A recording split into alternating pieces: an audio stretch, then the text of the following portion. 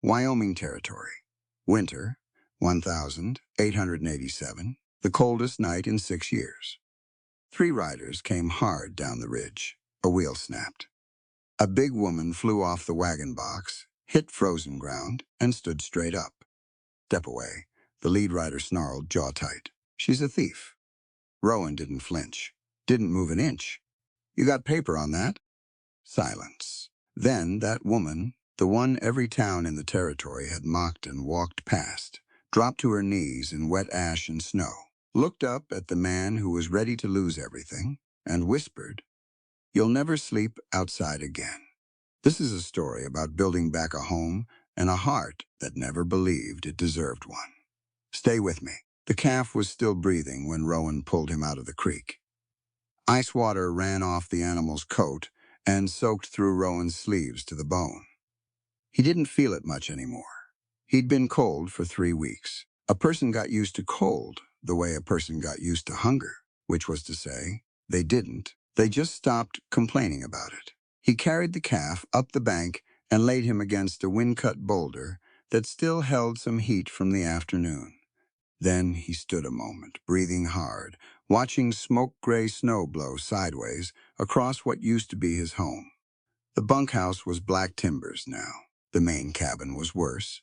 Only the stone smokehouse still had its walls, though the roof had burned clean through, and the barn leaned north the way a drunk leans on a fence post. His freight wagon sat overturned by the corral. One wheel missing, one wheel spinning slow in the wind. That wagon was where he'd been sleeping. He walked back toward it, stiff in the hips, and reached under a loose board to check the packet of cattle release papers he'd wedged there yesterday. Still dry. Good. In the morning, he'd ride out, sign the herd over to whoever would take them for the price of the winter feed he already owed, and be gone by dusk. The Sutter children could keep the line shack until spring. He'd left a note explaining it. He'd left them the last of the coffee, too. He was pulling his coat tighter when he heard the wagon coming down the ridge. It was coming too fast. He heard the wheels first.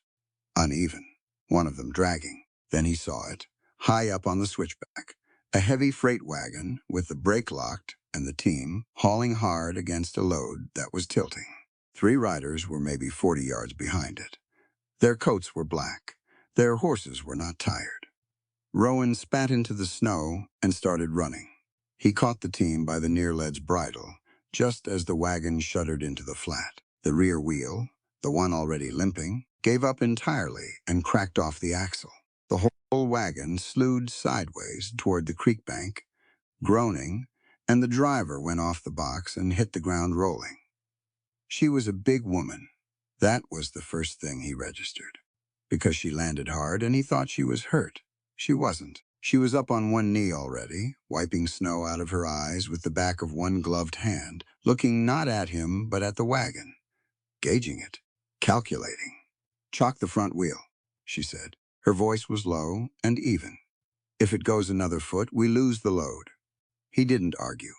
He grabbed a hunk of fire-scared timber from what used to be his porch and jammed it under the good wheel. The wagon shuddered and held. Canvas had torn along the top. Through the tier, he could see stacked wood panels, numbered in pencil on the edges. He could see brass hinges. He could see, tilted at an angle against the ribs of the wagon, a door painted the color of a summer sky. The riders arrived before he could ask a single question. "Step away from her, mister," the middle one said. He was younger than the other 2, and he was working hard to sound older. "That wagon is Vail freight property. Woman's a thief." Rowan didn't step away. He didn't step toward them either. He just stood with one hand on the calf-length axle stub and the other loose at his side, and he looked at each of the 3 men in turn. "You got paper on that?" he asked. The young one blinked. "Paper? A warrant, a bill of sale. Anything with ink on it. We got Mr. Vail's word." "His word isn't paper," Rowan said.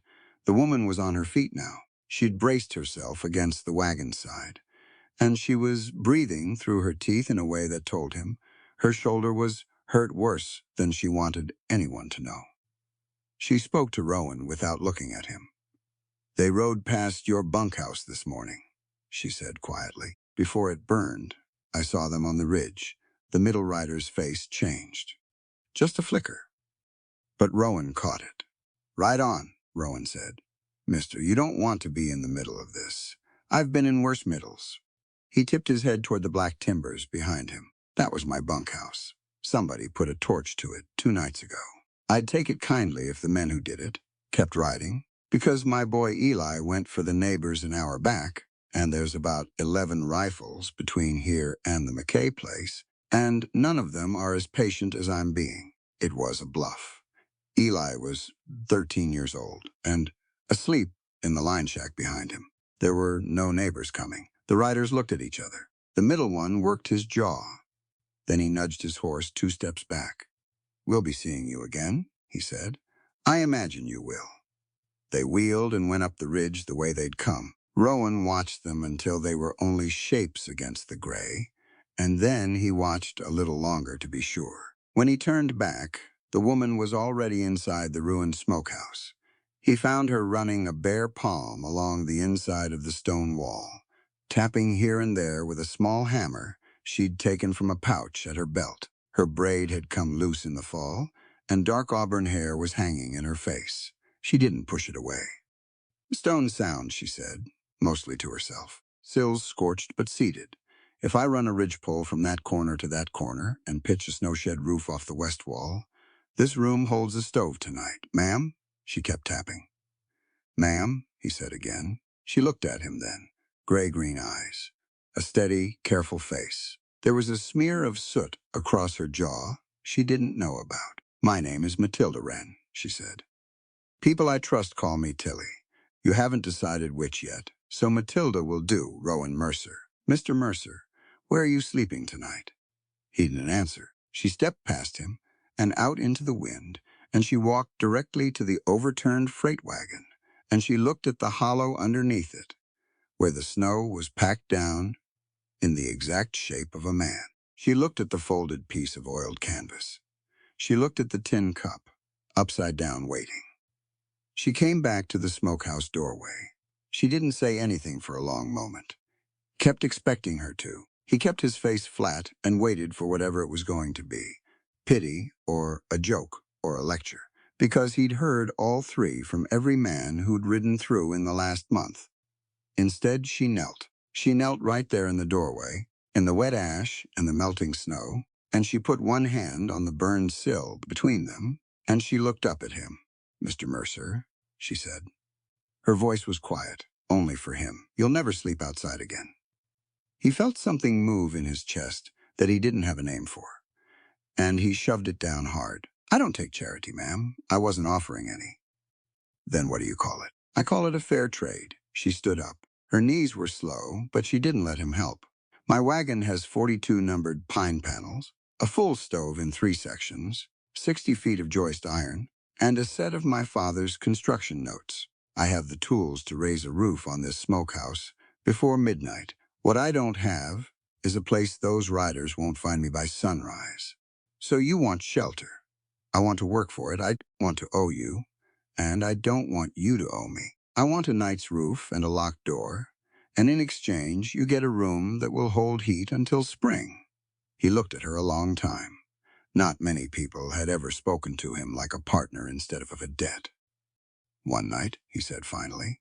"One night to start." She turned back toward the wagon and started giving orders, calm and clear, about which panel came off first and where he should set the sawhorses, and he found himself moving without arguing. He was carrying the second joist across the yard when she stopped sudden over a scorched piece of beam from the burned bunkhouse. She crouched. She brushed the char away with her thumb. Underneath was a triangular mill stamp, sharp and clean. Her face went still. "Mr. Mercer," she said very carefully. "Where did this beam come from?" "Bunkhouse."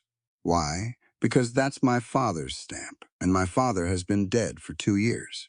Before he could ask what that meant, boots came pounding across the yard behind them. Eli, 13 and gasping, blonde hair stuck to his forehead with sweat. "Mr. Mercer," the boy panted. "Those riders, they didn't go back to town?" "Where'd they go?" Eli pointed with a shaking hand at the 4 ridges around Mercer's rest.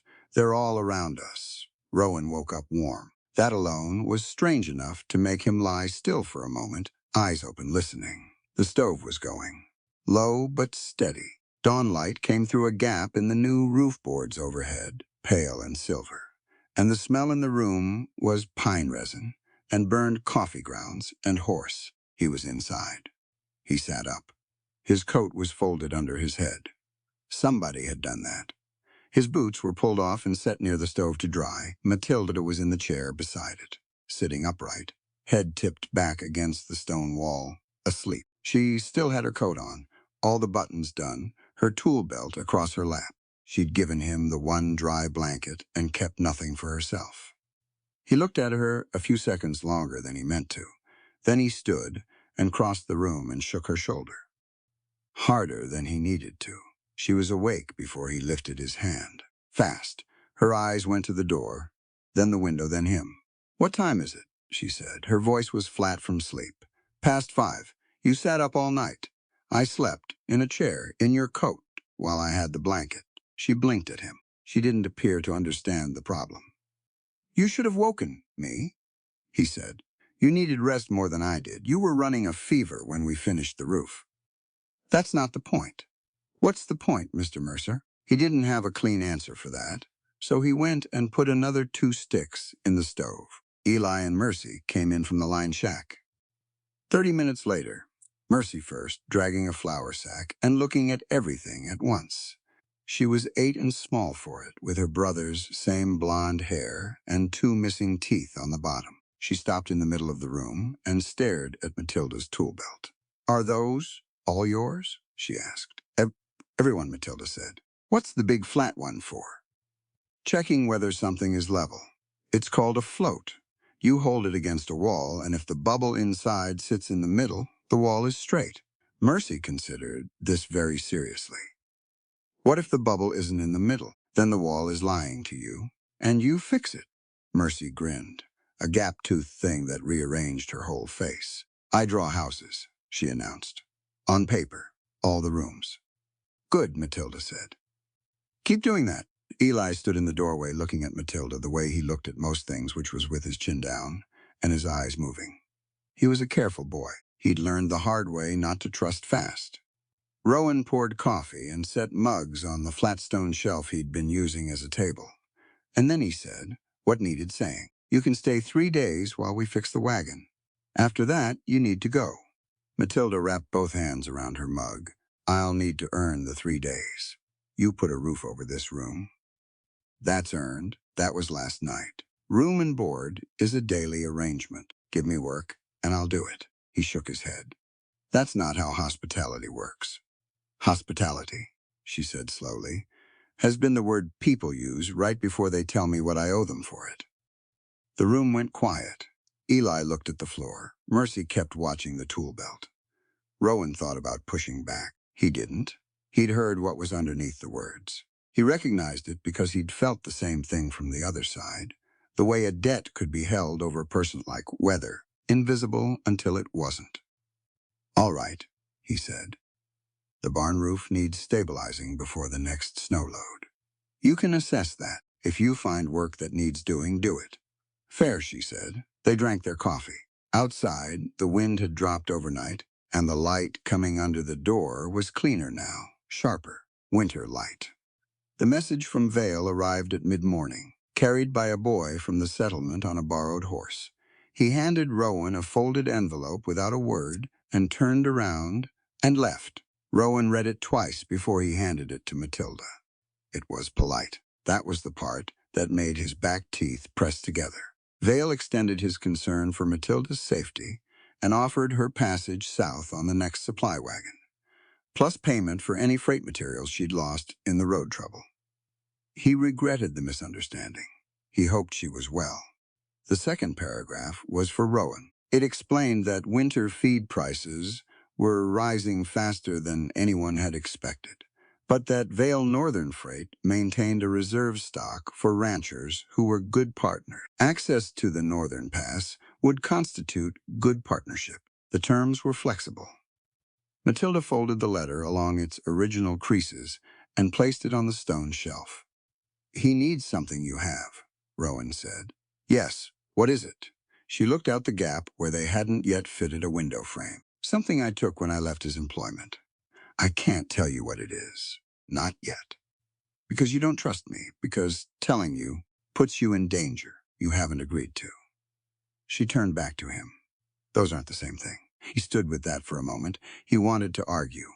He didn't. Instead, he went to the far corner of the smokehouse where he'd stacked some saved items from the fire, a tin box, a leather book, 2 blankets, and his father's old equipment chest with the iron lock. He dragged the chest to the center of the room and crouched beside it and opened it, empty, dry.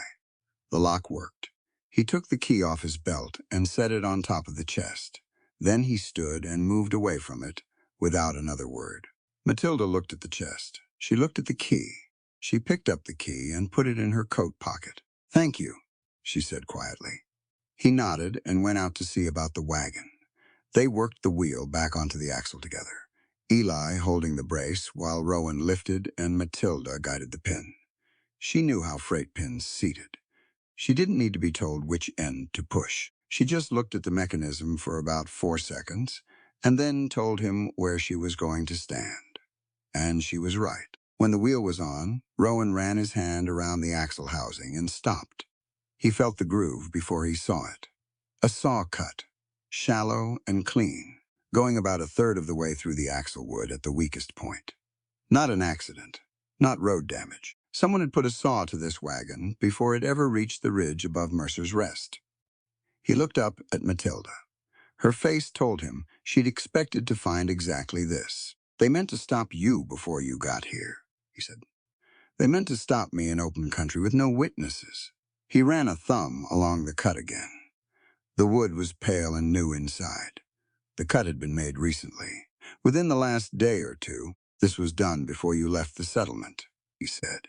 Before I left Vale's yard, she said. Eli, who had been very quiet up on the wagon box, said, Mr. Mercer, I need to show you something. He climbed down and walked them both to the barn. Matilda had spent an hour that morning tying temporary braces along the leaning north wall. Rowan had watched her do it without comment, adjusting the height of the main workbench by propping it on a spare board so she could brace the upper timbers from a comfortable angle. He hadn't made anything of it.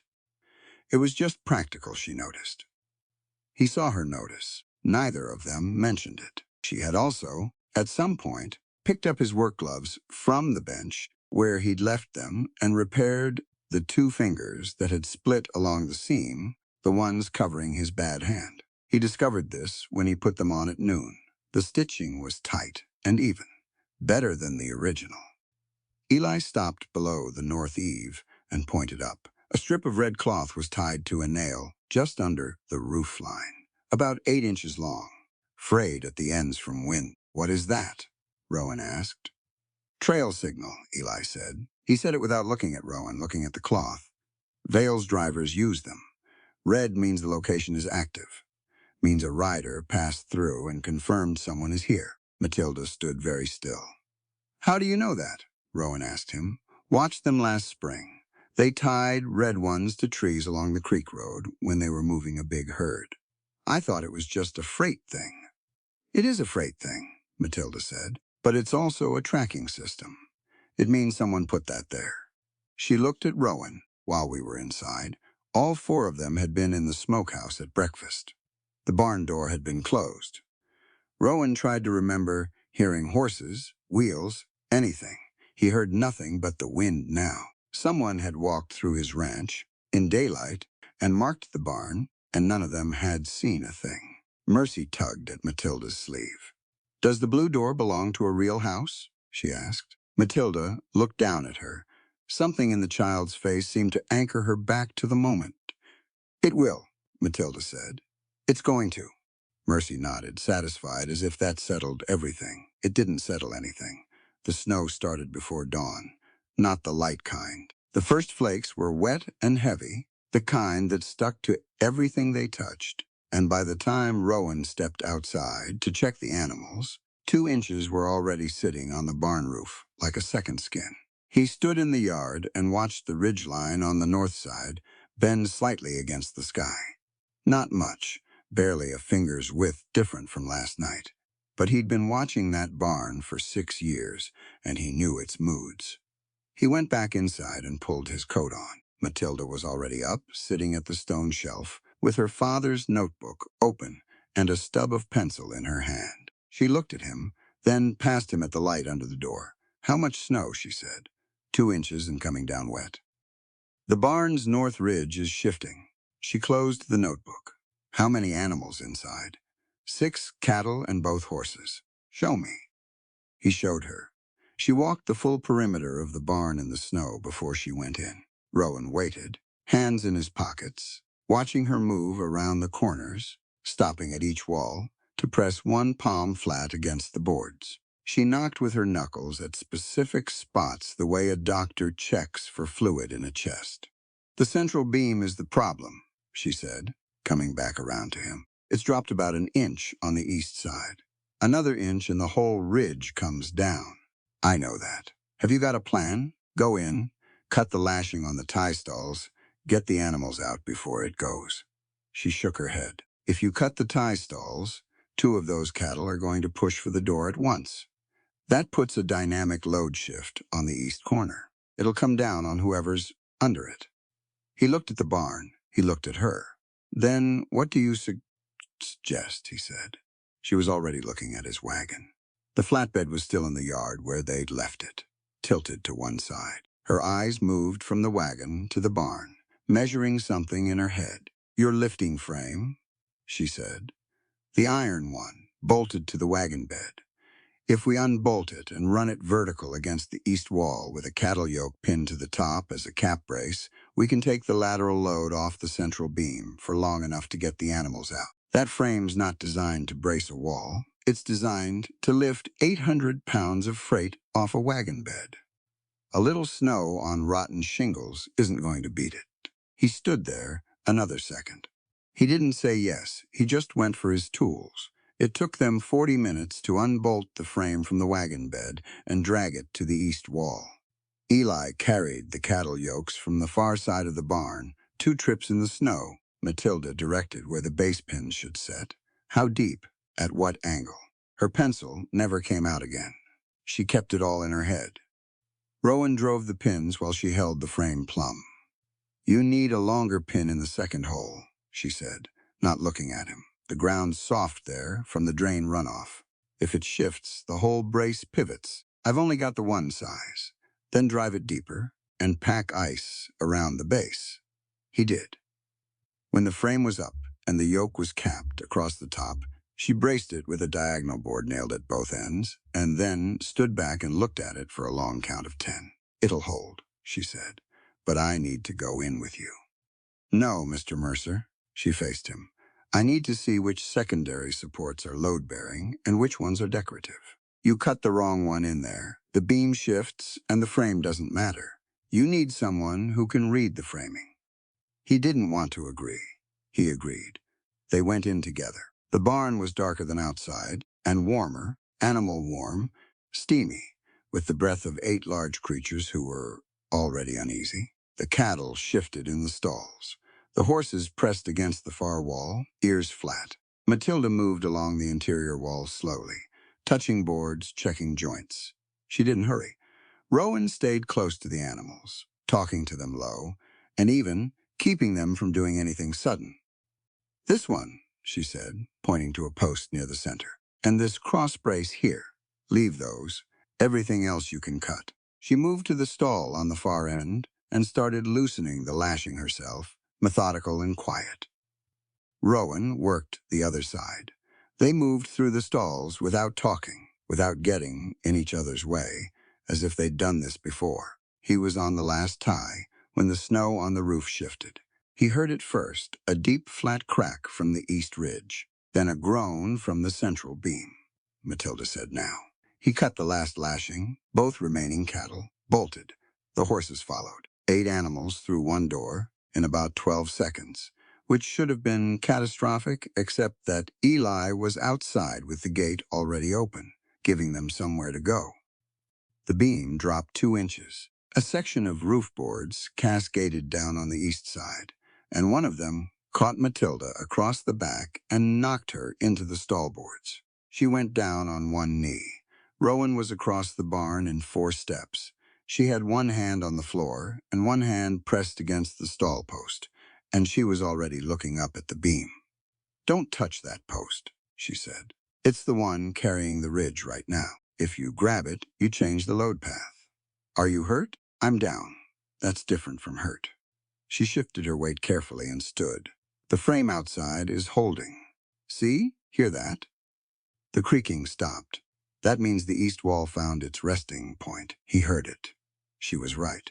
The groaning had stopped. She had her back straight, and her jaw set, and he could tell exactly how much that cost her. "You good?" he said. "Yes. You sure?" She met his eyes. "Yes." They walked out into the snow together. Rowan stopped when he reached the yard and looked back at the barn, still standing, tilted with that new exterior brace and its improvised yoke cap, but standing. The animals were milling in the far pasture, confused but unhurt. He'd sent 2 neighboring ranchers out front that morning, and they were coming around the corner of the fence now, Jensen and old Aldrich. They'd seen the animals come out running. "All good?" Jensen called. "All good," Rowan said. "Miss Wren here braced the east wall before the roof gave. Animals are out clean." Jensen looked at Matilda. Then he looked at the brace. He made a face that was not quite a joke, the face a man makes when he's about to say the thing he thought but knows he shouldn't. "She do that herself?" Aldrich said. "We did it together," Rowan said. "Simple. Final." Aldrich nodded, eyes down, and didn't say the rest of what he'd been thinking. Matilda kept her face neutral. She went to the brace and checked the pin at the base. When the 2 men left, Rowan brought warm water and a clean rag, and without making a production of it, he cleaned the cut on her forehead, where a board had caught her on the way down. She sat on the overturned bucket and let him. She was clearly braced for something. A lecture, maybe. A pointed comment about women in barns. "Thank you," he said. "For the cattle." She blinked. "I couldn't have held that ridge without you in there." "Reading the framing," he said. "I would have cut the wrong brace. You knew which one was carrying the load." She looked at her hands. "It's not complicated once you know what to look for. Maybe not. But I didn't know you did."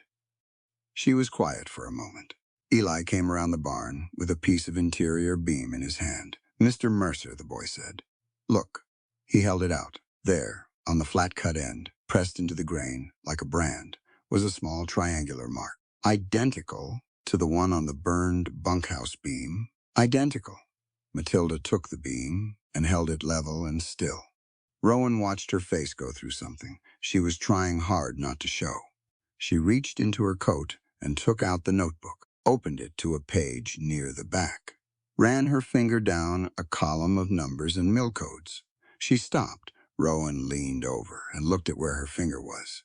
He recognized the mill stamp. He'd seen it before. On a splinter of wood he'd pulled out of Bitter Creek 6 years ago, the day after Caleb's bridge came down. "Your father's mill," he said. "Did it supply the bridge timber?" Before she answered, Boots came up the frozen track from the gate. A freight rider. Vale's colors on his coat collar. Message for the ranchers of Bitter Creek. The man called out, loud enough for the yard to hear him. "Main road bridge has been damaged. Weather-related. No freight traffic moving south until further notice." He said it like an announcement, like a news report. Then he turned his horse around and left. Rowan stood in the snow and thought about the word weather. He turned back to Matilda. She opened her notebook without a word and held it out to him. Pages spread.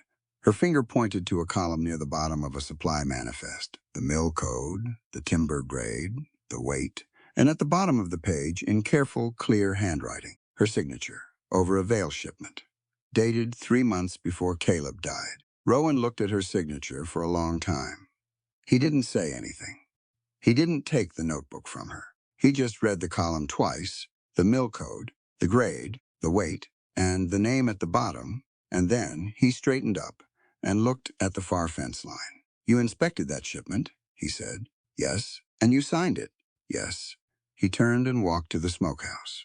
She followed him. Eli trailed behind both of them, quiet, reading the air the way children learn to do when adults are about to say things that matter. Inside, Rowan hung his coat on the wall peg. He stood with his back to her for a moment, and then he turned around. "Tell me what happened," he said. "All of it." Matilda sat down on the chest. She folded her hands on her knees. "I inspected a load of ridge beams in September. 2 years after my father died, I checked everyone. They were seasoned pine, properly dried, correctly graded. I signed the inspection sheet and I went home."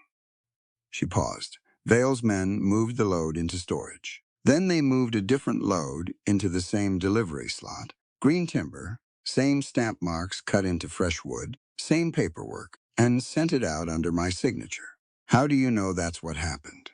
"Because my father kept detailed mill notebooks. Weight, grain pattern, cut marks, curing date. The numbers in those records don't match the numbers on the timber that went out.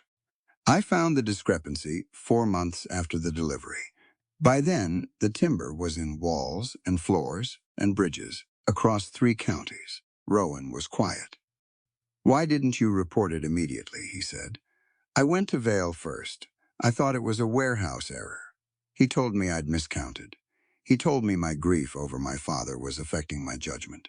She kept her voice steady. "He had 6 men in that office who would all have agreed with whatever he said. So you stayed anyway. 41 people worked that mill. Vale told me he'd replace them all with contract labor from the South if I caused trouble.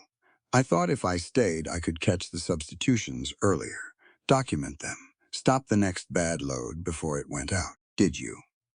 She didn't answer right away.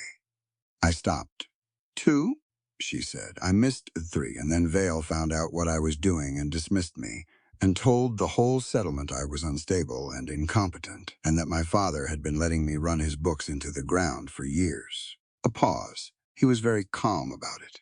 He always is. Rowan sat down on the low stool across from her. He looked at the floor for a moment. "One of those loads," he said, "may have gone to Caleb's bridge." "Yes. And you kept working for the man who sent it." "I kept working so I could prove what he'd done." "Yes," he raised his eyes. "Or you kept working because you needed the wages and the roof and you told yourself it was for the workers." That landed. She felt it in her jaw, the place where she'd been holding tension for 3 weeks. "That's a fair thing to say," she said quietly. "And maybe part of it's true. I was frightened. I won't pretend otherwise." She looked at him directly. "But you had that pass transfer agreement drafted before I arrived. You were going to hand Vale the northern route in exchange for enough money to place 2 children you don't even owe a debt to. You were going to call that a sacrifice." Silence. "That's different," he said. "Is it? You chose your fear and called it honor. I chose mine and called it duty. We're both wrong about what we were really doing." He looked at her for a long time. She held the look without flinching. He opened his mouth to say something. Mercy came through the door running. "Eli's horse came back," she said. "There's blood on the saddle." They found the horse at the corral gate. Reins dragging, the left stirrup twisted sideways. The blood on the saddle was a smear, not a pool. Fresh. Rowan put his hand to it. Warm still. "He can't have gone far," Rowan said. He was already reading the ground. Matilda crouched beside him. 2 sets of tracks going north from the gate. A heavier set, shod horse, and a lighter set, Eli's boots. The right one always turned slightly inward. "He followed someone," Matilda said. "Looks like they left Mercy in the smokehouse with the door barred and strict instructions not to open it." Except for Rowan's voice, she didn't cry. She just nodded and went to the window. The tracks led north along the creek and then cut east into a stand of stripped cottonwood. Past the trees, across a frozen slough, there was a low building Rowan hadn't used in 4 years. An abandoned freight shed, built for staging cattle before long drives. The roof was half gone. The door hung open. Matilda stopped at the threshold. She studied the interior. Rowan watched her eyes move, slow and deliberate, corner to corner, floor to ceiling. "My father built this floor," she said. "What?" "The floorboards. See the tongue and groove pattern at the edges?" He used that joint in portable structures when he needed a floor that could be lifted in sections. She stepped inside. There's a false bottom in here. Give me a minute. She walked the length of the shed, pressing her heel down at each board, listening. About 2/3 in, she stopped and pressed again. Here, she said. Rowan helped her lift the section. It came up in 3 connected boards, hinged on one end. Underneath was a shallow storage space, about 18 inches deep and 7 feet long. Eli was in it. He was conscious, pale, dust on his face, his right arm pressed tight against his chest. A crate edge had caught him across the ribs when the stacked goods above shifted, and he'd yanked the floor hatch closed over himself. He was in one piece, more or less. Rib or shoulder? Matilda asked. Shoulder, I think. Can you move the arm?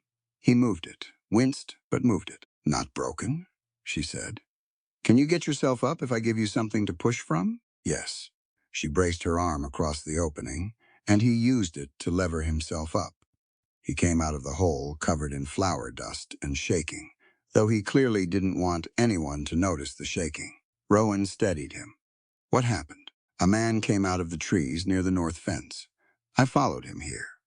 Eli looked toward the open door, and then back. He was moving sacks, big ones, said Medicine on the outside. He dropped one and it split open, and there was nothing in it but powder, black powder, packed tight. Rowan looked at Matilda. How many sacks? She said. I counted 8 before he saw me. Then what? He chased me. I got into the shed and pulled the hatch. Eli touched his shoulder. One of the crates came down. I stayed quiet. He looked around, and then he left. A voice came from the shed doorway. He left because I told him to. Rowan turned. The man in the doorway was big across the shoulders, gray at the temples, wearing a freight company coat, with the brass buttons done wrong, like he'd dressed in a hurry. He had his hands visible, which was either smart or a show of it. Name, Rowan said, Jonas Pike. I'm Vale's freight foreman. I've been with his outfit 15 years, and you told his rider to leave the boy. I told him. The boy had run off, and I'd handle it. Jonas stepped further into the shed. He kept watching the door behind him. I'm not here for Vale. I want you to know that. I don't know much about you yet, Rowan said. Jonas looked at Matilda. He's going to use that powder on the mountain road, not to clear it, to damage it. There's a ledge on Sawtooth Ridge that's been holding 1,000,000 pounds of snowpack all autumn. You set a charge at the base. It doesn't just close the road. It closes it for the whole winter. The shed was very quiet. Why are you telling us this? Matilda said. Jonas moved his jaw around something unspoken. Because I've been moving those sacks for 2 weeks and telling myself it was freight work. And then I saw a 13-year-old boy in a hole under the floor. Rowan looked at him for a long count. Jonas didn't look away. All right, Rowan said. He didn't say he trusted him. He said all right, which meant he was listening, which was a different thing entirely. Matilda was already at the side wall of the shed, looking at a shelf of crates near the back. She pulled one forward and read the bottom. Then another. She found what she was looking for on the third one. A small blue paint mark on the lower left corner, faded but there. She recognized the mark. She didn't say anything yet. She went back to Eli and checked his shoulder again, more carefully this time, and satisfied herself that he could walk. Then she reached into her coat and took out the notebook, the full one, her father's original, and she held it out to Rowan. Take it, she said. Read everything. If you decide my name on those pages means I'm the same as Vale, I won't argue with you, but I'd ask you to read it first. He took the notebook. He didn't open it right then. He put it inside his coat, against his chest, and looked at her. I don't think you're the same as Vale, he said. I don't know enough yet to know what I think. But I don't think that. She nodded once. Jonas moved toward the door and stopped. One more thing. He spoke to Matilda, but didn't quite meet her eyes. Vale's filing a theft accusation against you in the settlement records tomorrow. He's sending a company guard to Mercer's Rest by the end of the week. They started moving toward the door, Eli between them. Jonas touched Matilda's arm and waited until Rowan and Eli were a few steps ahead. Miss Wren, he said quietly, Your father hid his original mill records somewhere on the old mill property. Vale figured out where. He glanced toward the door. His men are already digging. She stopped walking, just for a second. Then she kept going, out into the cold, her face arranged as though Jonas had said nothing at all. The blizzard came from the northwest without much warning. 1 hour there was wind. The next hour there was nothing but white. It dropped so fast and so thick that by the time Rowan stepped outside after breakfast to check the sky, he couldn't see the tree line 50 yards out. He came back inside. "We're not going anywhere today." "The settlement," Matilda said. "We'd lose the road in 20 minutes. The horses, too, if we pushed them." He went to the stove and held his hands near it. "We waited out." She accepted that. She'd grown up in Wyoming. She knew what the air felt like before it turned. They were 2 hours into it when they heard the bell. It came from the north, faint through the wind, but regular. 3 rings, a pause, 3 rings, a distress signal. Rowan heard it from the window. "Someone's trapped at the pass," he said. Matilda was already on her feet. "How many people usually travel that route this time of year?" she said. "Could be a family. Could be a freight team. The pass is faster than the main road, if you know it. If it's a family with children, and they're in open wagons, 3 hours in this weather kills them." He looked at her. "I know that. My panels," she said. "The numbered ones. We can convert the wagon bed into a wind shelter in under an hour." "Your team knows the pass route in poor visibility?" "Better than most." He wanted to tell her to stay with Eli and Mercy and keep the stove going. He could see her preparing for that argument. She had her chin up and her hands loose at her sides, which he was starting to recognize as her ready posture. He didn't say it. "Help me get the panels out," he said. They worked fast. Matilda pulled the numbered sections from the wagon bed in the right order, called them by number, without checking the notebook, and told him exactly how to brace them against the wind using the wagon's own side rails as anchors. The result was a 3-sided shelter open at the downwind end, low and tight, able to hold 8 or 9 people out of the wind. Eli insisted on coming. He was 14 days from being 14, and his shoulder had stopped hurting, he said, which Rowan doubted but accepted. Mercy stayed. She made them promise to come back, which was a more serious thing for her than it might have sounded. "We'll come back," Matilda told her. "Bar the door. And don't open the stove draft more than halfway." Mercy nodded and went and stood at the window to watch them leave. Rowan led the team north by memory, one hand on the fence line he'd strung 20 years ago with his father, the other holding the reins loose enough to let the horses find their footing. Visibility was about 6 feet, maybe 8. The wind came in sideways and found every gap in every collar and sleeve. Matilda rode behind him on the bench, her shoulder pressed against his without comment, not for warmth, but because the bench was narrow and the wind was lateral, and 2 bodies side by side didn't tip. They heard the bell again at about 20 minutes out. Closer now, they found 11 people in a hollow, below the first switchback. 3 wagons, 2 with broken wheels, 1 with a cracked tongue that had jackknifed and blocked the trail. A family of 5 from the east, a trapper with his wife and son, 2 single men who'd been traveling together, and a woman traveling alone with a baby wrapped in everything she owned. The trapper had the bell. He was the calmest of them. Matilda stepped down from the wagon and looked at the group, and then she looked at the wagons, and then she looked at the hollow. "Who can lift?" she said. 3 men raised their hands. "You 3 with me, the rest of you. Pull canvas off your wagon beds and lay it flat on the downwind side of the big wagon. We're building a snow wall against it." She pointed. "Start there. Pack it tight. Stack it to shoulder height." Nobody argued. That was the thing Rowan noticed. She said it with enough precision and enough calm that nobody argued. He took Eli and the trapper and located the safest route back to the ranch, a longer way around that avoided the worst of the exposed ridge. He laid it out in his head like a map and walked it once in each direction before he came back. Matilda had the shelter half built by then. She'd positioned the wagon bed panels to form a roof over the hollow, weighted with snow on top, angled so the wind passed over instead of through. Inside, the baby had stopped crying. The woman holding it had her eyes closed in something that was close to relief. They worked through the afternoon, building, reinforcing, moving people into warmth. Rowan pulled feed from the wagon for his horses and made sure the other teams had what they needed. Eli turned out to be good at keeping children calm, which surprised no one who had paid attention to how he handled Mercy. By nightfall, they had 11 people and 6 horses sheltered in the hollow, warmer than any of them had expected. The snow wall blocked most of the wind. The canvas roof held. The portable stove Matilda had brought warmed the inside of the main shelter to survivable. Rowan's hand went wrong around midnight.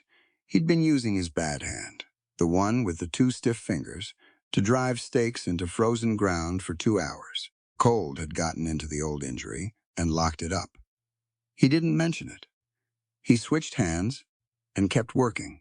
Matilda noticed at 2 in the morning when she handed him a tin of coffee and his grip was wrong. She took his hand without asking, pulled the glove off, looked at the fingers in the lantern light, the white skin, the stiffness past the knuckle joints. "Frostbite," she said. "It's fine. It's frostbite. Don't do that." She didn't raise her voice. "Put it here." She placed his hand between both of hers against the front of her coat, over the warmth of the stove-heated wool. "Don't argue with me about this." He didn't argue. They sat like that for a while. The wind was brutal on the outside of the shelter, but muffled in here, reduced to a pressure against the walls. Everyone else was asleep, or nearly. Caleb was 24, Rowan said. She went still. She kept her hands around his. He wanted to breed horses. He had a book he'd bought in Cheyenne about bloodlines and training methods. He kept it on the kitchen table and read it at meals. Rowan looked at the canvas wall. "The morning the bridge went, I sent him across with a supply wagon because I needed him on the other side before the creek rose from the melt. I knew the bridge was old. I told myself it was fine. You couldn't have known it would fail," she said. "I knew it was old. That should have been enough." He turned his head to look at her. "Every time since then, when I give somebody an order that puts them somewhere dangerous, I hear that creak," that sound the timber made before it went. She was quiet a moment. "One of my signed loads went to that bridge," she said. "My name is on the approval. But my father's notebooks have the original grain measurements for that batch of timber. The numbers don't match what was installed." She looked down at his hand between hers. "The timber was changed after I signed it. Rowan, the collapse wasn't your decision, and it wasn't my signature. It was green wood in a seasoned wood slot, and Vale knew it when it left his yard." He didn't answer right away. The wind pressed against the walls. Someone turned over in their sleep across the shelter. Eli came and sat beside them without ceremony, pulling his blanket around his shoulders. "The powder sacks," Eli said, low. "The ones at the shed. They were marked for Sawtooth Ridge." Matilda raised her head. "Sawtooth Ridge is above the main freight road," Rowan said.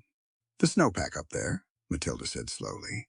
"If you set charges at the right point, you could direct the slide, not randomly. Specifically, down onto the road. You'd close the main road for the rest of winter," Rowan said, "but only after Vales moved his own supplies to safety. He already has stored grain and coal and medicine. If the road closes, no new freight comes in, the valley runs out, and then the only man who has supplies to sell is Vale." She looked at Rowan. "He doesn't even have to steal anything. He just has to wait." Rowan thought about the message. The pass or the herd? "He needs my northern pass," he said, "to move cattle out after he buys them cheap.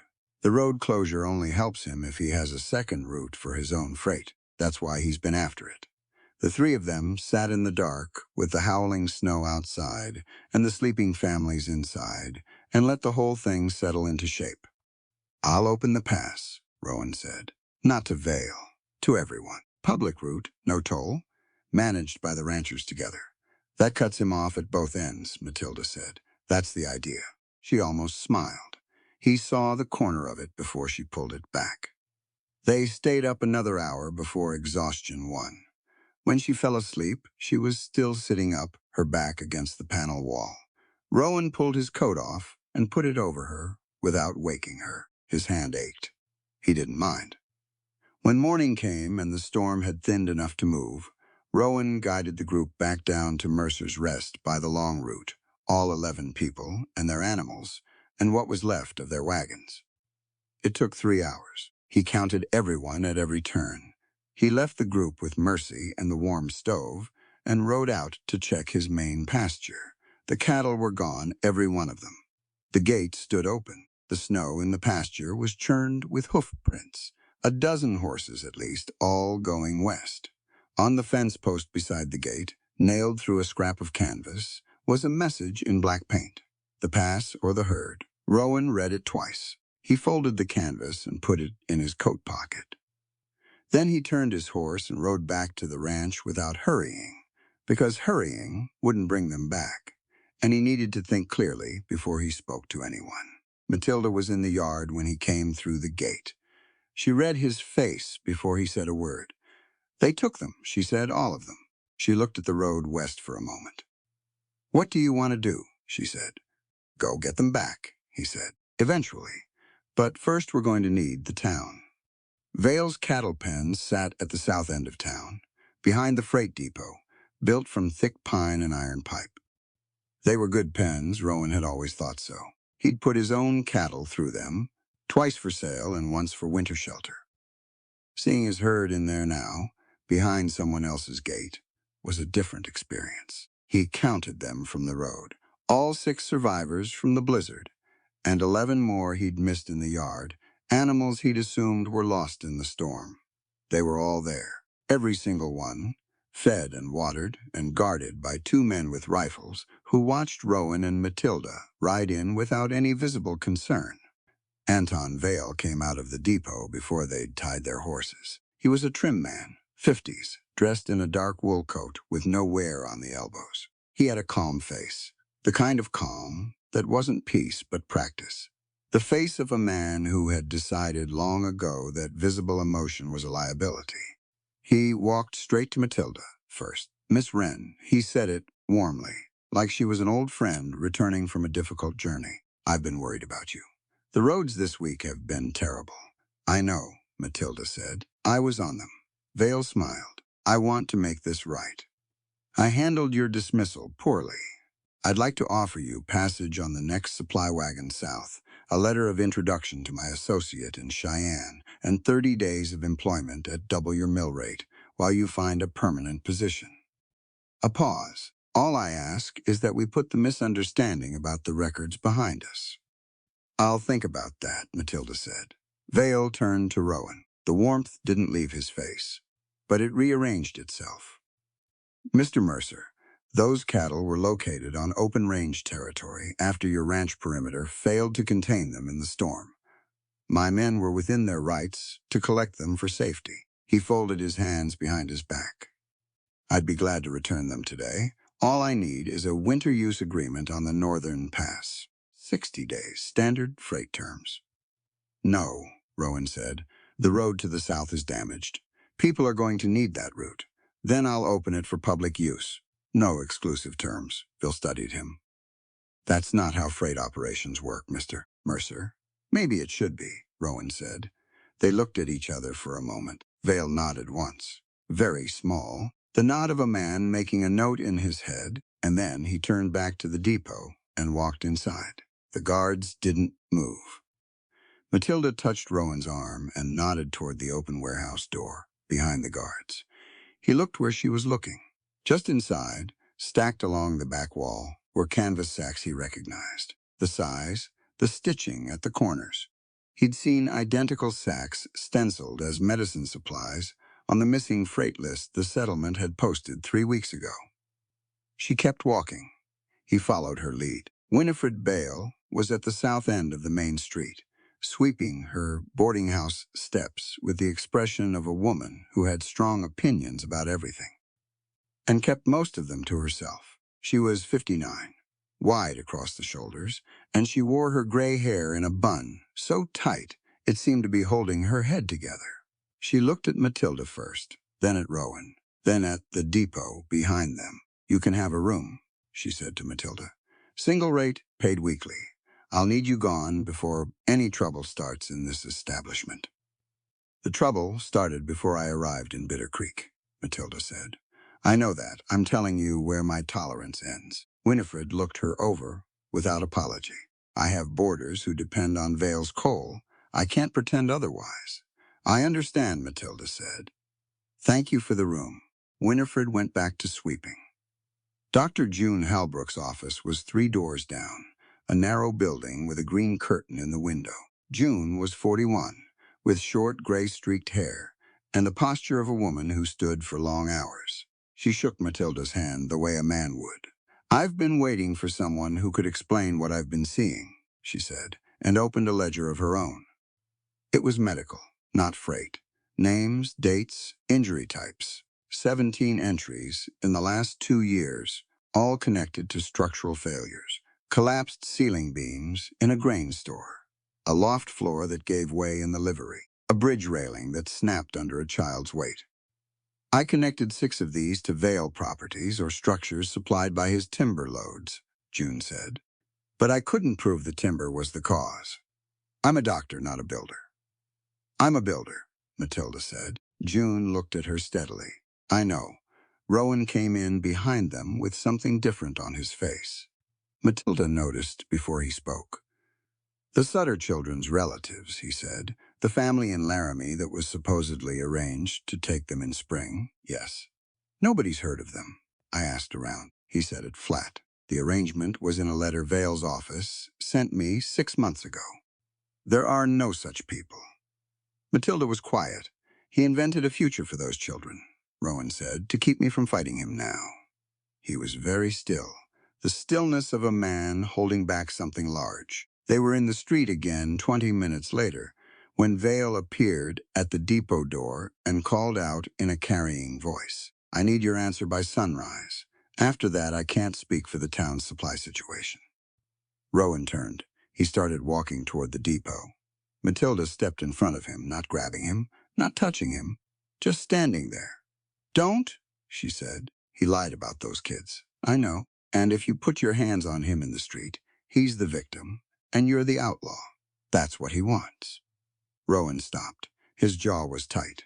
He looked at Vale over her shoulder. Vale watched them with that patient, practiced calm. "Walk away," Matilda said. "We'll find another way." He walked away. It cost him something to do it. That afternoon, while Rowan met with 2 ranchers at the livery, Matilda went back to the warehouse. The side door was unlocked. She went in for 3 minutes. When she came out, she had chalk dust on her palm that she rubbed away before anyone saw it. She'd marked 7 beams inside, at eye level, small triangles, matched to the mill code notations in her father's book. Not enough to prove anything in the moment. Enough to point someone in the right direction when the time came. They rode back to Mercer's Rest at dusk, with nothing resolved, and both of them knowing it. Rowan refused the contract at the gate, and said so to the rider who was waiting. Around midnight, Matilda woke to orange light through the smokehouse window. The barn was on fire. By the time they got outside, it was already through the roof. The dry hay, the winter supply they'd managed to keep through the blizzard, 4 of her portable cabin panels she hadn't yet used. All of it, the repaired brace, the cattle yoke, the work of 2 weeks. Fire doesn't negotiate. They stood in the yard and watched it burn, too late and too far gone to save anything. Rowan was quiet, very quiet. Matilda put her hand on his arm, once briefly. He didn't pull away. Then she went inside to check the locked chest. She knew before she opened it. The latch was seated wrong, tilted 2 degrees clockwise, not the way she'd left it that morning. She lifted the lid. The copied ledger was gone. She sat on the floor of the smokehouse with the empty chest in front of her and thought about who had known it was there. Rowan, Eli, Mercy, and Jonas. 4 people. Outside, the barn turned to coals. Nobody slept much. By morning, the barn was a frame of scorched timber and gray ash. The cattle that Vale's men hadn't taken were in the yard because there was nowhere else to put them. Eli had strung a rope corral using fence posts and the remaining sections of Matilda's wagon side rails, which he'd done without being asked, which was the kind of thing he did. Rowan said Jonas's name once early. Over coffee, Matilda said, or someone who saw him. He knew where you kept it, so did Eli. Eli looked up from his bowl. I didn't tell anyone. I know, Matilda said. I'm not saying you did. Mercy neither, Eli said. She doesn't even go near that chest. Nobody said anything for a moment. Matilda looked at the chest in the corner. The latch was still slightly wrong. She straightened it without thinking, and then stopped with her hand on it. Rowan, she said. He looked at her. I need you to not make a decision for me today. He frowned. I haven't said anything. You're about to. She turned around. I can see it. You've decided I should leave with June's medical wagon when it goes south this afternoon, and you're looking for the right way to say it. He was quiet. I want you safe, he said. The ledger is gone. You're more exposed now, not less. If you're not here, Vale has less reason to push on this ranch. And if I leave, Vale has no opposition, she said. Just a rancher he can outlast in a town that doesn't know what he's planning. You'd be alive and out of his reach, Rowan. She kept her voice even. That's what he wants. You sending me away is the same outcome as him scaring me away. The result is identical. It's not the same thing. Tell me how it's different. He opened his mouth, closed it. You're deciding what safety means for me, she said. Just like he did. The method's different, but the shape of it is the same. That landed somewhere it hurt. She saw it on his face and didn't take it back. I can't watch another person follow my lead into a bad end, he said. His voice was low. I can't do that again. That's your fear talking, not your judgment. Those are different things, and you know it. He stood and went to the window. Outside, Mercy was in the yard, drawing something in the snow with a stick. She'd drawn the outline of a house, 4 walls, a door in the center. She'll need somewhere to go, Rowan said. If I'm wrong about any of this, then we make sure you're not wrong, Matilda said. That's how it works. He didn't answer. An hour later, she was fastening the blue door to the wagon. She worked methodically, the way she always worked when she was keeping herself from thinking about something. Panel brackets first, then the top pin, then the side brace. The door swung level and true on its hinges. It always had. Her father had hung it himself. She heard Rowan's boots behind her. Don't, he said. I'm not leaving because you told me to, she said, not turning around. I'm leaving because I can't stay somewhere I'm only wanted for what I carry. He was quiet for a moment. Then, that's not why I want you to stay. She turned around. He was standing about 4 feet away with his hat in his hands, turning it slowly at the brim, and he looked more uncomfortable than she'd ever seen him look in any practical emergency. When you're not in that smokehouse, he said, it doesn't feel like a home. It feels like a shelter. He stopped. I don't know how to say the difference. She waited. I know what I want to ask you, he said. I can't ask it. Because if I ask it and you stay, I'll always wonder whether you stayed because you wanted to or because I used your feelings to keep you here. And I've watched people use shelter and gratitude as a leash long enough to know I won't do it. She looked at him for a long moment. That, she said quietly, might be the most honest thing anyone has said to me in 10 years. She stepped toward him. He met her halfway. The kiss was brief, not hesitant exactly, but careful. His hand came up to her face and then stopped at her jaw, just resting there, and she let it. It was restrained and decided at the same time, like an agreement made without words. They stood there a moment longer. His forehead was nearly at her temple. Then hooves came up the road, multiple horses. Fast, they stepped apart. 4 riders, 2 of them wearing the green and gray of Bitter Creek's informal peace authority, 2 of them in Vale's freight colors. Behind them, Vale himself on a dark horse. Between the riders, Jonas Pike rode with his eyes straight ahead. Vale reached into his coat and produced a familiar book. Matilda recognized the cover before he held it up, the copied ledger. The pages she'd gathered over 6 months of careful, dangerous work, found in the saddle locker of Rowan Mercer's trail horse. Vale said, for the benefit of the two Peace Riders. Along with these, he passed a cloth bundle to the nearest rider, who opened it to reveal 4 blasting caps, identical to the ones they'd found in the abandoned freight shed. "That's a lie," Rowan said. "There are 2 witnesses who saw you remove these items from my depot storehouse," Vale said. "And Mr. Pike here can confirm that you were present at the abandoned freight shed where additional stolen property was located." Everyone looked at Jonas. Jonas looked at a point between his horse's ears. "I saw him there," Jonas said. Flat, practiced, the voice of a man repeating something he'd been told to repeat, Rowan. Matilda kept her voice low. "Look at Eli." Eli and Mercy were standing on the porch of the smokehouse. Eli had his arm around Mercy's shoulders. Both of them watching, Rowan looked at them. His jaw loosened slightly. "I'll go with you," he said to the Peace Riders. "No trouble." Rowan Matilda started. "No gunfight near the children," he said. He passed her the horse's reins. "Keep this. Don't let Vailchel's men near the smokehouse." He went with them. He didn't look back.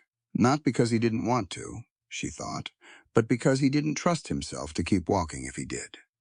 She watched the riders take him down the road. Vale turned his horse and followed without hurry.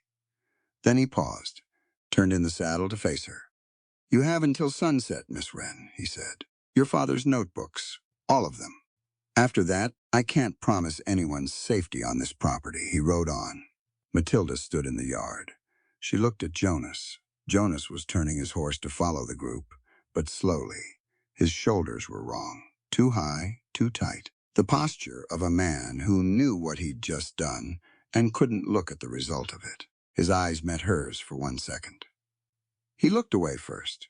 She watched him until the road. Ben took all of them out of sight. Then she called June Halbrook's name to Eli and asked him to ride for the doctor's office fast. She did not get in the wagon. She did not fasten the blue door for travel. She stood in the yard and thought about what Jonas Pike's eyes had said in the moment before he looked away. Not guilt. Guilt was too simple. He'd looked at her like a man watching a fire he started and trying to find the place where he could still do something useful. She went back inside the smokehouse and looked at the chest for a long time. He'd taken the ledger. She was sure of that. But Vale had produced it already. Jonas had no reason to retrieve it. So if Jonas had taken it from the chest and given it to Vale, the transaction was complete, and Jonas had nothing left to hide. Unless what he'd given Vale wasn't the real ledger. Unless he'd given Vale something that looked right and kept the authentic pages. Matilda sat down and thought about that very carefully. Outside, the light was getting low. The sun was an hour from the ridge and dropping. She heard it before she saw it, a deep, hollow sound from the north, like a door slamming at the end of a long hallway. Then a vibration she felt in the soles of her feet through the floorboard. She was outside in 4 steps. The sound came again, from the direction of Sawtooth Ridge. She knew what that sound was. She'd heard it twice in her life near the mill in spring, when workers used controlled charges to clear debris from the water gate. That was blasting powder. She counted the seconds, looked at the angle of the ridge line, ran the trajectory in her head, the way her father had taught her with distances and angles, and the behavior of snowpack under percussion. The slide wouldn't reach town. It would reach the road below the ridge and anything parked below it, and a small ranch property at the northern edge of the valley, right where she and Eli and Mercy were standing. Matilda had 10 minutes, maybe 12. She'd done the calculation in her head twice, the angle of the ridge, the weight of the snowpack, the direction of the blast. The slide would come down the north face and spread across the lower hollow, which was exactly where the smokehouse sat. She grabbed Eli by the arm. "Get everyone inside the cabin. Now. Anyone sleeping, anyone eating, anyone outside. Move them. The slide is coming. Move fast and don't explain it. Just move." He moved. She went to the wagon and pulled out the last 2 coil ropes, the heavy ones she used for the block and tackle, and carried them inside under one arm. The stranded families from the blizzard were still there, 6 of them packed into a space built for 3. They saw her face and got to their feet without being told to. "Sit on the floor," she said, away from the east wall. "Leave that corner empty." She looped the first rope around the interior ridgepole and pulled it taut to the west wall anchor, a lag bolt her father had taught her to put into every structure she built, always the west wall, always at head height. She ran the second rope parallel, 3 feet lower. The adjustable braces she'd brought inside after the barn fire were in the corner. She extended each one to its full length and set them at an angle from floor to ceiling, distributing the compressive load across the roof span rather than concentrating it at the center. "What are those for?"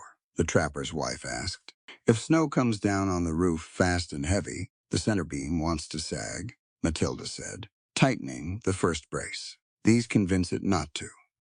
The trapper understood immediately. He stood and helped her pin the second brace, without asking for instruction. She liked him for that.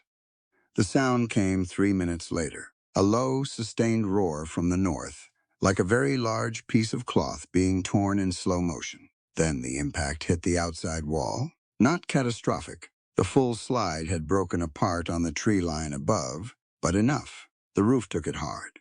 Timber groaned. Snow on top of more snow, wet and packed. Mercy pressed into Eli's side. She didn't make a sound. "Roof hatch," Matilda called out. She pointed to the small square vent she'd built into the north panel 3 days ago. "2 people up there. Clear snow as it loads. Don't stop until I tell you." The trapper and one of the single men climbed the interior frame and opened the hatch and started pushing snow back. Hard work. Cold work. They did it. The east section of the blue door frame cracked. The sound was sharp and specific, like a gunshot, with an echo. The door itself held because the hinges were iron and she'd set them in dry stone, but the painted frame split along the top corner and a section fell inward. Mercy picked it up off the floor. She held it against her chest. The roof held. 20 minutes later, the weight above stabilized. The ropes stayed taut. The braces didn't slip. Outside, the roar had flattened into silence. Matilda sat down on the floor because her legs said so. She looked at the broken door frame in Mercy's arms and felt something old and tired move through her. Not grief exactly, just acknowledgement that some things break even when you do everything right. "Is it over?" Mercy asked. "For now," Matilda said. In town, Rowan had been in the freight office for 4 hours. It was a solid room, and the lock was a good one, and he'd spent 2 of those hours looking at both without finding a useful answer. The window was shuttered from outside. The door was oak. Around the 3rd hour, something slid under the door. A wood chisel, old, the handle wrapped in leather, the blade good. He looked at it for a moment. Then he worked the hinge pins, bottom first, the way you work them when the door opens inward, and you only have one tool and about 40 minutes before someone checks on you. He came out into the freight yard at dusk. Jonas was at the wagon scale, sitting on the platform with his hat on his knee, waiting. Rowan stood 10 feet away. He didn't say anything. "I didn't destroy it," Jonas said. "The ledger. I gave Vale a copy I made myself 2 years ago, when he first asked me to. I had it ready." He looked at his hat. "The real one is under the 3rd board left of the scale's center post, wrapped in oilcloth." Rowan didn't move yet. "His boy needs medicine," Jonas said. "His son. Injury last spring, the leg went bad, needs regular treatment from June Halbrook. Vale controls the medicine supply." He said it without asking for anything. No sympathy, no absolution. Just the fact, laid flat. "I told myself it was the only choice I had." "Maybe it was," Rowan said. Jonas looked up. "Maybe it was the only choice you could see," Rowan said. "That's different from the only choice that existed. But I understand how a man can't see past what he's afraid to lose." He said it because it was true and because he'd been that man. Jonas was quiet a moment. "She kept the people alive at the ranch. I heard it from the road rider." "She did," Rowan said. "She's going to need that ledger." Rowan crossed to the scale. He crouched and pressed each board left of center until the 3rd one gave slightly at the edge. He pulled it up. The oilcloth packet was there, sealed with wax and twine. He put it inside his coat. Dr. Halbrook found him outside the freight office and confirmed what he needed to hear. Everyone at Mercer's Rest was alive. The structure had held. He rode out without speaking to anyone else. When he came through the ranch gate, the yard was lit by 2 lanterns. The stranded families were outside in the cold air, shaken but whole. Eli was distributing coffee from a pot he'd somehow kept warm. Matilda was at the wagon, moving debris away from the collapsed barn section. She had her back to him. She heard the horse and turned. He dismounted. He walked toward her and stopped about 5 feet away. "I should not have ordered you away," he said. "That was fear dressed up as protection, and I knew it when I said it." She looked at him for a moment. "What do you want to do?" he said. "Now, today." "Fight," she said. "Vale's holding a relief auction in the warehouse tomorrow. He's going to get the whole town inside that building and get them to sign supply contracts out of desperation. And the authentic ledger is in the building." Her eyes sharpened. "You found it." Jonas hid it under the warehouse scale. She was quiet, doing calculations he couldn't see. "The warehouse has a lifting gantry on the north end," she said, "and a roof vent above the main floor that Vale keeps closed to trap heat. If someone opens that vent from above and the crowd is out through the freight loading wall before the fire reaches the oil stores." She stopped. "He's rigged it to burn." "I know he has. He'll get his signatures and destroy the records at the same time. Can we stop it if we're inside before it starts?" She looked at the broken doorframe, still on the wagon bed where Mercy had set it. "I need June, and I need Jonas, if he'll come." "He'll come," Rowan said. She checked his face when he said it, the way she checked load-bearing walls, looking for the place where it might give. It held. She told him about the unfinished plan, the freight weights, the mill marks, the ventilation system. He listened without interrupting. When she finished, he asked 2 questions, both practical. She answered them. They stood in the dark yard together, close enough that their breath made one cloud. "I haven't decided whether I'm staying," she said. After, "I want you to know that going in." "I know," he said. "Fight first." She nodded. At the warehouse door that evening, she found the debris washed down by the slide. Among the broken boards and pine scraps, she found a painted wooden panel, blue, the same shade as her door, with a corner cut in a pattern her father had patented in 1879. Equipment from his workshop, taken from his mill when Vale bought it. Proof that Vale had possessed it. She put the board in the wagon under the oilcloth next to the authentic ledger. Tomorrow, she thought. Tomorrow it all comes into the light. The warehouse was full by 10 in the morning. Vale had sent word that emergency supply contracts were being offered at reduced rates. First come, first signed. He'd laid out tables. There was coffee. 2 of his men stood at the doors smiling. Matilda walked in with Rowan on her left and June Halbrook on her right. Jonas came in behind them with 3 freight workers she didn't recognize, men who'd made their own decision sometime in the night. The crowd was about 60 people, merchants, ranchers, the woman with the baby from the Blizzard Hollow, Winifred Bale, standing near the back with her arms crossed and her face unreadable. Vale was at the front table. He saw them come in. His expression didn't change. He was very good at that. Matilda walked to the center of the floor. "Before anyone signs anything," she said, loud enough for all 60 people, "I'd like to weigh 3 of those freight sacks against the wall." A ripple went through the crowd. Vale smiled. "Miss Wren, this isn't the time or the place for your personal grievance against my company." "Then the sacks won't be any trouble to weigh," she said. She went to the warehouse scale. She lifted the first sack herself and put it on the platform. "This sack," she said, "is marked as arriving yesterday from the southern depot containing flour. It should weigh 48 pounds. She waited for the scale to settle. "It weighs 48 pounds, because it's been in this warehouse for 6 weeks. Not delivered yesterday." Silence. She weighed the second. She predicted its weight before the needle moved. She was right. She weighed the third and called the number and was right again. "The supply shortage in Bitter Creek," she said to the room, "is stored in this building." It was never lost. It was held. Vale stepped forward. This woman was dismissed from my employment for falsifying records. I have documentation. So do I, June said, and opened her medical ledger. She read 12 entries, dates, names, injury types, structural locations. 6 of them connected directly to Vale Timber. Her voice was clear and unhurried. Rowan opened the main doors. 4 ranchers walked in behind him, and behind them 2 men pulling a freight sledge. On the sledge were canvas sacks from the hidden cache at Sawtooth Ridge, the ones marked medicine, the ones full of powder. We found Vale's supply camp above the Ridge Road, Rowan said to the room.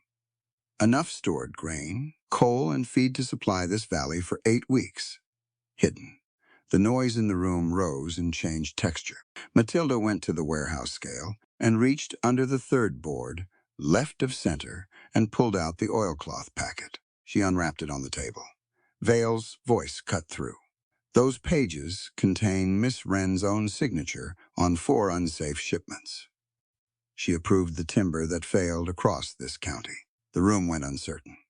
Matilda waited for it to get quiet. Yes, she said. My name is on those approvals. I inspected those loads and signed them. And then Vale's workers substituted green timber into the delivery slots after I signed, using my paperwork to cover shipments I never saw. She held the pages up. My father's mill notebooks have the original measurements. The numbers don't match what was installed. If anyone in this room can read a mill notation, come look. 2 men came forward. A 3rd followed. Vale said, She's a dismissed employee with a personal complaint and no credibility. She's the only person in this room, Rowan said, who stood up in public and admitted her own mistakes. That's more than you've done. Mercy pulled at Matilda's sleeve. She held up a blue-painted board, small, the kind a child could carry. This was in the warehouse wall, Mercy said. The paint is the same as the door. Matilda took the board and turned it over. Her father's pattern cut at the corner. The same blue she'd mixed herself at 11 years old when her father let her paint the prototype. Jonas stepped forward. He stood in the center of the floor and looked at the crowd, not at Vale. He ordered the road charges, Jonas said. Sawtooth Ridge. He told me the slide would seal the main road for winter, and we'd move his own stock through the northern pass before the snow set. He stopped. I moved those powder sacks. I helped him do it. I'm telling you now because it's the only thing I can still do right. Something moved in the warehouse walls. Matilda heard it before she smelled it. A low hiss, directional, coming from the south partition behind the oil storage. A fuse. She looked at the wall. She looked at the ceiling. She ran the geometry in 1 second flat. South wall. Don't open it, she called out. Everyone to the freight loading section. North end, the removable wall panels, go now, go fast. People moved because she said it with no fear in her voice, only direction. Rowan was already turning the crowd, physically moving people by the shoulders, pointing north. June went straight to the children. Eli dropped flat and crawled under the loading ramp and found the wall pins with his hands in the dark and released them one by one. The north wall section came free. People went through. Matilda was at the lifting gantry, climbing the iron rungs, hand over hand.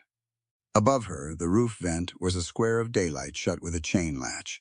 The fire behind her was in the oil sacks now, and the smoke was rising fast. She reached the chain, pulled it. It jammed, corroded at the joint, swollen from the cold. Below her, Rowan had a team on the scale platform, 4 men, pulling it away from the burning wall. Chains jammed, she called down. She looked at the frame below the vent. Her father's lifting frame, the last piece, the one she'd kept. She put her foot on the lower bar and used her full weight as a lever against the chain joint. The chain released. The vent opened. Heat and smoke rolled out above her. She came down fast. The last freight workers were through the north wall. Rowan was the second to last. He looked back at her. Ammunition cart, she said. Left corner. He saw it. A low wooden cart with iron banding, sitting 6 feet from the burning wall. He got behind it and pushed it across the floor, through the north opening, out into the yard, and kept pushing until he was clear of the building. and the cart was far from the crowd. Then he left it and walked away from it without running. They stood in the yard in the cold air. Smoke poured from the roof vent. The building burned from the inside, contained, hot, but without the explosion that would have followed if the oil and powder and grain dust had all caught together in a closed space. The warehouse walls stood. The records on the table inside, the real ledger, the mill pages, June's injury notes, were on the floor 10 feet from the north opening. Rowan walked back in and got them. Vale was at the south doors with a horse. He was fast. Matilda would give him that. The horse was a 6-team leader from his own freight outfit. Dark bay, iron shoes, trained for heavy pulling. Rowan put 2 fingers in his mouth and whistled. It was a specific sound, a short note and a long one. The signal he'd used at Mercer's Rest for 3 years to bring his teams in from the far pasture. The lead horse turned its head, then its body. The whole team veered left, away from the road, straight into the empty cattle pen. The gate was open because Eli had opened it 30 seconds ago, because Rowan had told him to, because some plans work when they're built by people who trust each other. The wagon stopped hard against the pen boards. Vale tried to climb down and run. Jonas was there, and the 3 freight workers, and 2 ranchers from the ridge who'd spent a week watching their families go cold. Nobody hurt him. They didn't need to. He stood in the cattle pen in his good coat and his calm face, and neither of those things helped him now. The territorial marshal arrived 3 days later, when the road reopened. By then, the whole valley had already decided. 6 weeks later, the snow was clean. Not the gray-packed snow of December, boot-marked and wagon-rutted and stained with ash. This was the fresh white of a valley that had come through something hard and was resting on the other side of it. The kind of quiet that follows a long storm when the storm is genuinely over. The Northern Pass opened on the 1st of January under a cooperative arrangement signed by 11 ranchers, 4 freight workers, and Winifred Bale, who had insisted on handling the treasury herself and had not been argued with. Rowan's cattle came back in 2 groups. The first group was recovered from Vale's holding camp the week after the warehouse. The second group turned up on their own.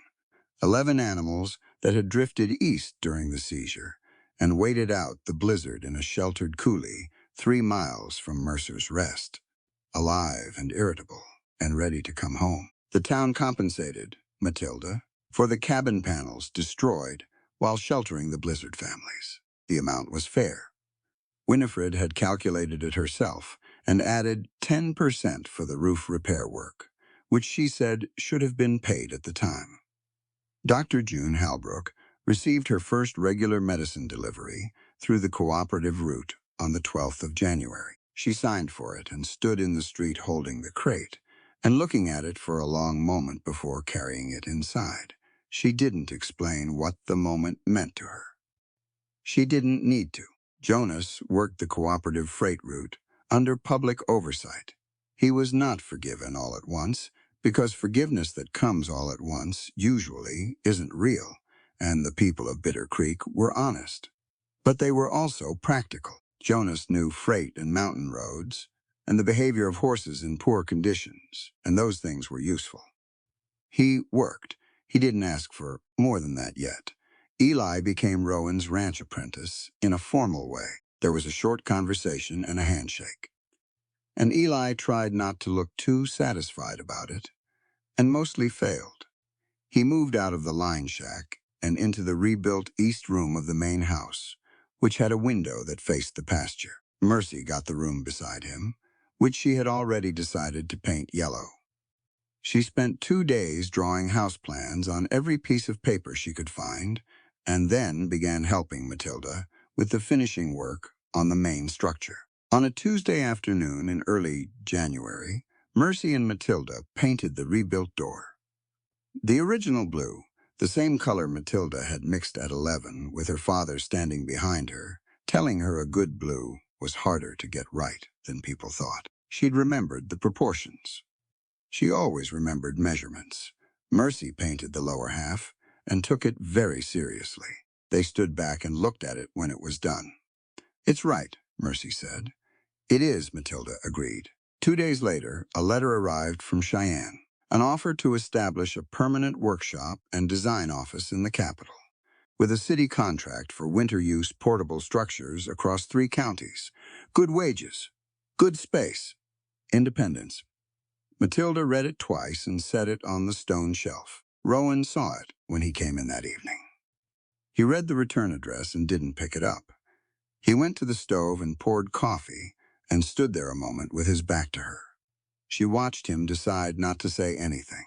She understood what that cost him and why he did it. He would not be the thing that kept her from her own life. She knew that about him by now. It was one of the best things she knew. She was deciding how to say what she needed to say when she went outside the next morning to check the east wall and found that the house was finished. Not mostly finished. Not finished except for storage. Finished. Every board seated, every sill sealed, every window framed and fitted. She walked the perimeter twice. She went inside and walked through every room. At the back, past the kitchen and the short hall, there was a door she hadn't opened before.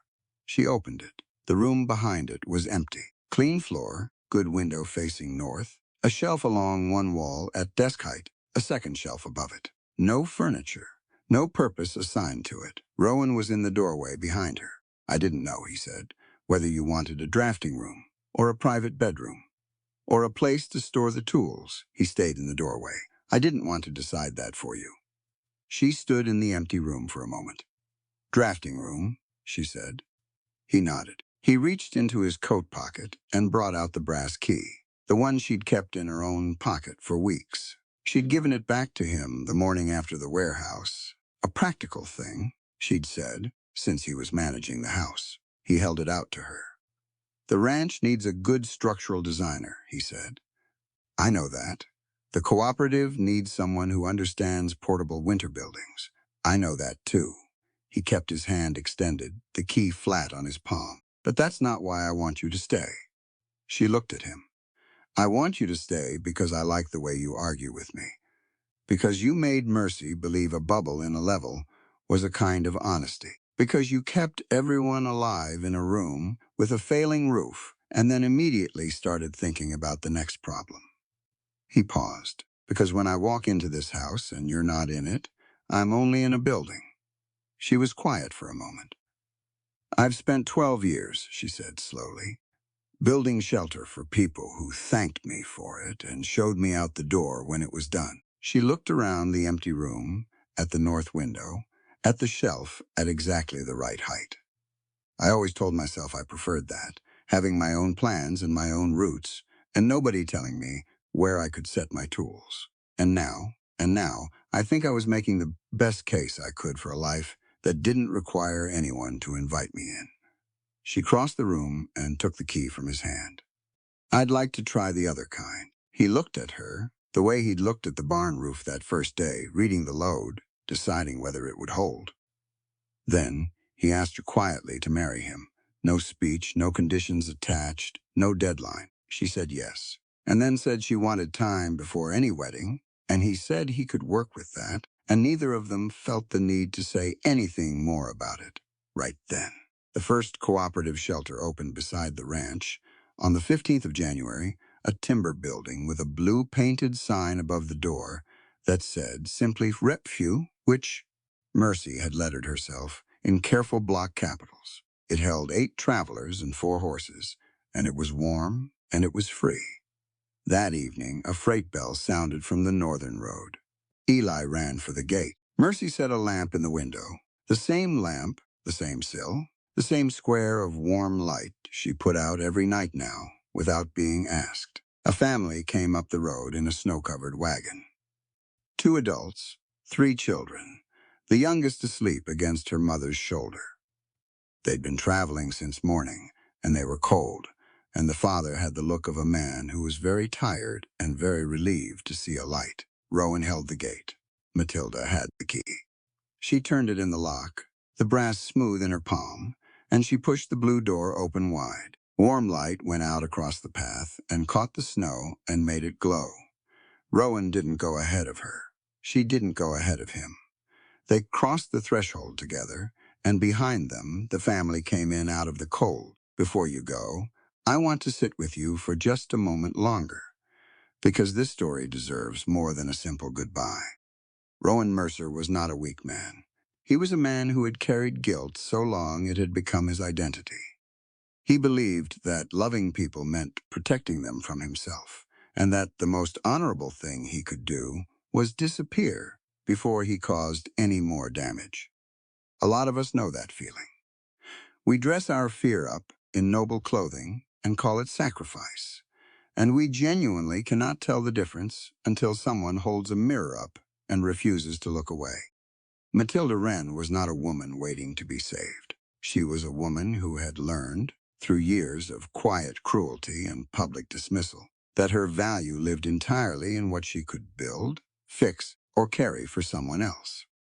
She worked herself past exhaustion, not because she was strong, but because she was terrified that if she stopped being useful, she would stop being welcome.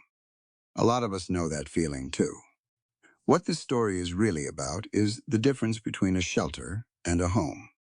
A shelter keeps the cold out. A home is where you're allowed to be tired, wrong, frightened, and difficult, and still belong.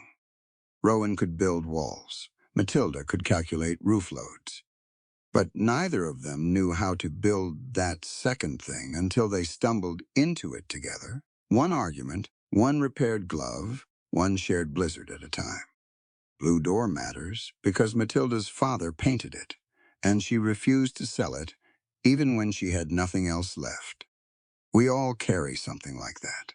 Some object, some belief, some version of ourselves we refuse to surrender, no matter how practical it would be to let it go. That stubbornness is not a flaw. It is the thing that keeps us pointed toward the life we actually want, even when we have convinced ourselves we no longer deserve it. Anton Vale is defeated not by a hero with a faster draw, but by people who stopped keeping their knowledge secret and started sharing it. The moment Jonas hid the real ledger instead of destroying it, the moment June Halbrook opened her medical records, the moment Rowan whistled for a horse he had trained with patience and time, Vale's entire system collapsed. Power built on isolation always does. That is as true in 1887 Wyoming as it is today. Rowan asked Matilda to stay not because he needed her skills. He asked because when she was not in the house, he was only in a building. I hope you have someone in your life who makes that distinction real. And if you do not have it yet, I hope you stop confusing the waiting with the not deserving. Thank you for spending this time with Rowan and Matilda and the Blue Door at Mercer's Rest. This story is a work of fiction. All characters, locations, events, and dialogue are entirely imaginary and created for entertainment purposes only. Any resemblance to real persons or historical events is coincidental.